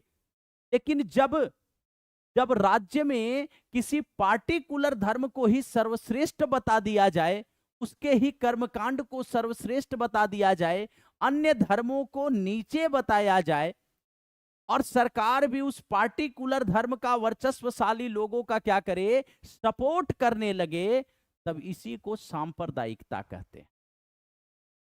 जल्दी से एक बार बताएंगे सांप्रदायिकता समझ में आया या नहीं आया। जैसे एक नॉर्मल इस्लामिक स्टेट का बात करते हैं, 6 to 8 एनसीईआरटी आप पढ़िए। सऊदी अरब का अगर हम बात करते हैं तो सऊदी अरब में क्या स्थिति है? सऊदी अरब में पब्लिक प्लेस पे अन्य धर्म के लोग पूजा भी खुलेआम नहीं कर सकते, अनुष्ठान नहीं कर सकते, ठीक है। हाँ, इस्लाम धर्म के अलावा वहां पे समस्या क्या है, अन्य लोगों के लिए बहुत ही विकराल है, बहुत ही विकट समस्या है। भारत में इसके उलट क्या है? भारत में इसके उलट है कि कोई भी किसी भी धर्म को अपनाए, किसी जो जिस धर्म को मान रहा उसका व्याख्यान करे। अब एक बात बताइए, भगवत गीता तो एक ही है ना, भगवत गीता तो एक ही है। अब उस भगवत गीता का वृंदावन में अनिरुद्धाचार्य जी महाराज अपनी तरफ से व्याख्या कर रहे हैं, देवकी नंदन ठाकुर जी अपनी तरफ से व्याख्या कर रहे हैं, प्रेमानंद महाराज जी उसी भगवत गीता के भाषा को और सरल बता करके कितने बढ़िया से बता रहे हैं। तो कहने का अर्थ है कि क्योंकि स्वतंत्रता है सबको कि आप जिस धर्म को मान रहे हैं उसके धार्मिक जो ग्रंथ हैं उसकी व्याख्या आप अपनी भाषा में कर सकते हैं, समझ गए। तो राज्य तो यहां पे एंटर नहीं मारती है। हाँ, राज्य एंटर कब मारती है कि किसी धर्म विशेष को जब वर्चस्वशाली जो है कोई ग्रुप दबाए, उनको किसी को जबरदस्ती एक धर्म से दूसरे धर्म में क्या किया जाए, जो है लपेटा जाए, यानी उसको धर्मांतरण करवा दिया जाए, तब समस्या होती है। हरेंद्र कुमार सर, सऊदी अरब अभी लोकतंत्र देश है या नहीं, उसको लोकतंत्र देश कैसे बना दिए? अभी कुछ दिन पहले ही बताए ना, अभी इसी में 9th 10th में बता रहे थे कि वहां का जो शेख है ये उत्तराधिकारी वाला सिस्टम चल रहा है, वहां का जो शेख है वही जो नियुक्त करता है सबको, उसके खिलाफ अगर कोई जाता है, उसके खिलाफ अगर कोई जाएगा, खेल खत्म हो जाएगा, ठीक है। तो वहां लोकतांत्रिक व्यवस्था कैसे हम कर देंगे, आए जल्दी से बताएंगे एक बार। अब देखो, कोई ऐसा बच्चा जो नहीं समझ पाया, इतना बेसिक इतना नॉर्मल जो अगर समझाने के बाद भी तो जल्दी से एक बार बता देगा, गुरुजी यहां पे अभी भी दिक्कत लग रहा है, जल्दी से बताएंगे। कहता है सांप्रदायिक राजनीति इस सोच पर आधारित होती है कि धर्म ही सामाजिक समुदाय का निर्माण करता है। सांप्रदायिक राजनीति क्या होती है कि धर्म से ही सामाजिक समुदाय का निर्माण हो, यानी धर्म को ही सर्वश्रेष्ठ माना जा रहा है।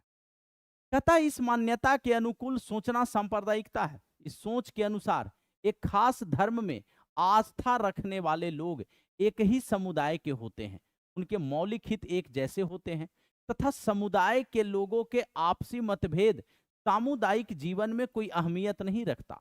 इस सोच में यह बात भी शामिल है कि किसी अलग धर्म को मानने वाले लोग दूसरे सामाजिक समुदाय का हिस्सा नहीं हो सकते। जब धर्म से ही सामुदायिक क्या होता है, सामाजिक समुदाय का निर्माण होगा। तो जो पार्टिकुलर धर्म के लोग हैं वो तो एक समुदाय के होंगे, उनका हित एक ही होगा, ठीक है। दूसरे समुदाय को वो क्या समझेंगे, दूसरे समुदाय का तो भय नहीं होगा। अब कहता है वो दूसरे समुदाय का हिस्सा नहीं हो सकते। कहता है अगर विभिन्न धर्मों के लोगों की सोच में कोई समानता दिखती है तो यह ऊपरी और बेमानी होती है। अलग अलग धर्मों के लोगों के हित तो अलग अलग होंगे ही और उनमें टकराव भी होगा। जब धर्म अलग अलग होगा उनका हित अलग अलग होगा और उनमें टकराव भी जारी है, ठीक है। हाँ, सांप्रदायिक सोच जब ज्यादा आगे बढ़ती है तो उसमें यह विचार जुड़ने लगता है कि दूसरे धर्मों के अनुयायी एक ही राष्ट्र में समान नागरिक के तौर पर नहीं रह सकते। जब सांप्रदायिकता हावी होगा ना तो वहां पे हो जाएगा कि जब किसी खास धर्म को सरकार संरक्षण दे रही है, राज्य संरक्षण दे रही है, तो फिर अन्य धर्मों की स्थिति उस राज्य में बहुत विकराल हो जाती है। बहुत ही मतलब कहने का अर्थ है दुखदाई हो जाता। जैसे आप बांग्लादेश की ही कहानी को देख लीजिए, बांग्लादेश की ही स्थिति को देख लीजिए, पाकिस्तान की स्थिति को देख लीजिए, अन्य इस्लामिक स्टेट की स्थिति को आप देख सकते हैं। जब राज्य किसी खास धर्म को संरक्षण देने लगे ना तो अन्य धर्मों अपने आप को क्या करते हैं, अन्य धर्म के लोग अपने धर्म को, अपने जान को असुरक्षित महसूस करने लगते हैं। याद रखिए, कहता इस मानसिकता के अनुसार या तो एक समुदाय के लोगों को दूसरे समुदाय के वर्चस्व में रहना होगा या फिर उनके लिए अलग राष्ट्र बनाना होगा। अब जब किसी धर्म विशेष का क्या हो जाएगा, हाँ,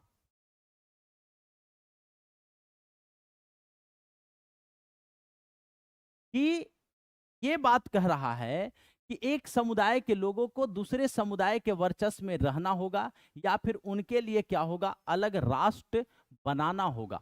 जब एक धर्म हावी हो जाएगा ज्यादा, अन्य धर्म के लोग अपने आप को असुरक्षित महसूस करेंगे तो दूसरे धर्म के लोग ये डिमांड करेंगे कि भाई हमारा अलग राष्ट्र हो, हमारा अलग राष्ट्र हो जाए, हमको यहाँ पे उपेक्षित किया जा रहा, ठीक है ना। हाँ, कहता है कि यह मान्यता बुनियादी रूप से गलत है। एक धर्म के लोगों के हित और उनकी आकांक्षाएं हर मामले में एक जैसी हो यह संभव नहीं है। हर व्यक्ति कई तरह की भूमिका निभाता है, उसकी हैसियत और पहचान अलग अलग होती है।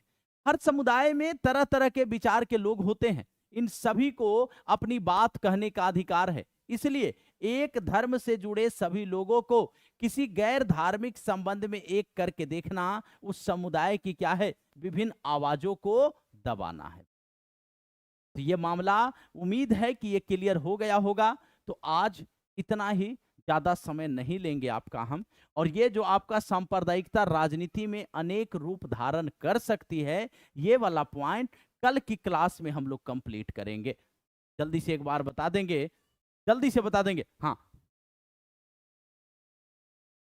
महाराष्ट्र में भी देख रहे हैं आप, ये तो क्षेत्रीयता का बात है, ये भाषाई जो है ना, हाँ, भाषा के आधार पे, क्षेत्र के आधार पे ये जो भेदभाव जो महाराष्ट्र में जो चल रहा है कि आप मराठी बोलिए नहीं तो पीटा जाएगा, ठीक है। हाँ, जल्दी से एक बार बता देंगे सारे बच्चे, क्लियर है मामला। कोई ऐसा बच्चा जो चीजों को समझ नहीं पाया, जल्दी से बताएंगे। हाँ, थोड़ा सा कॉन्सेप्ट ज्यादा है तो इस चलते इसको बाकी जो है कल की क्लास में, हाँ, कल की क्लास में हम इसको कंप्लीट कर लेंगे।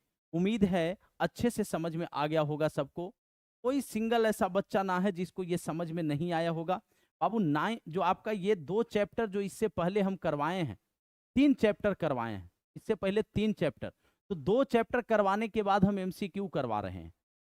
तो तीसरा चैप्टर कल की क्लास में कंप्लीट कर दिए हैं हम। तो उस तीसरे चैप्टर को भी जाकर के अच्छे से सभी बच्चे देख लेंगे और इसका जो है वो कल कंटिन्यू करेंगे। और कमेंट सेक्शन में सभी बच्चे, आज एक रिक्वेस्ट है सबसे कि ये जो प्रैक्टिस सेट हम लाने का सोच रहे हैं, जीके जीएस और करेंट अफेयर्स का, जो कि पहले 4 बजे से चल रहा था, वो सोच रहे हैं कि रात में 8 बजे से हम कर दें तो कैसा रहेगा। ये कमेंट सेक्शन में सभी बच्चे अपनी राय जरूर देंगे, क्योंकि उसके बाद ही हम निर्णय लेंगे कि कितना आवश्यक है आप लोगों के लिए। तो हर एक बच्चा सेशन के एंड होने के बाद ये कमेंट सेक्शन में जरूर बताएगा कि 8 बजे से जीके जीएस करेंट अफेयर्स का सेशन लाया जाए, कब से लाया जाए, कितना महत्वपूर्ण होगा आप लोगों के लिए। बहुत बहुत धन्यवाद सभी का, सभी को शुभ रात्रि भैया।